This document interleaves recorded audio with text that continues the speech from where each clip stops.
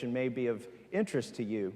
So there's been a lot of discussion recently about raising the age to buy a gun from 18 to 21, the age to buy a long gun. I agree, that's a terrible idea. I mean, think about this. You can go die for your country, and then they're going to tell you you can't defend yourself.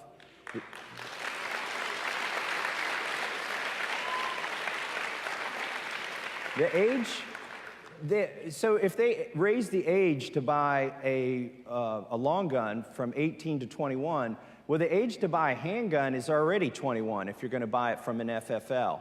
And they're also talking about making everybody go through an FFL, Federal Firearms Licensee. They're talking about everybody going through an FFL to buy a gun. That means you would completely extinguish the Second Amendment for everybody from the age of 18 to 21, because the age to buy a handgun is already at 21. So I introduced a bill to lower the age to buy a handgun from 21 to 18.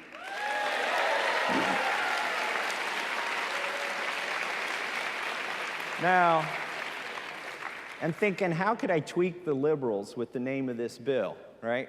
So I call it the Safer Voter Act, Second Amendment for every registrable voter. That's my acronym. Instead of tying it to the draft age, I tied it to the voting age. Because if you're old enough to vote, you're old enough to tote, right?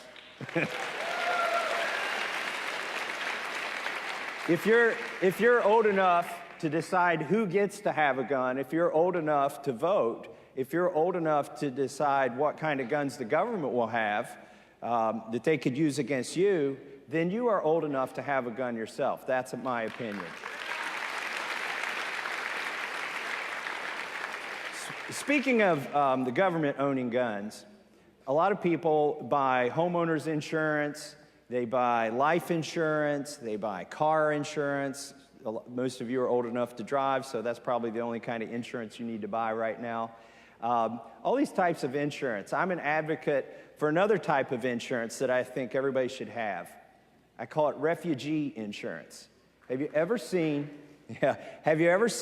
a group of refugees fleeing their country with AR-15s? I've never seen that happen. So I call my AR-15 refugee insurance, and I think everybody should have refugee insurance so that you don't become a victim of government at some point in your life.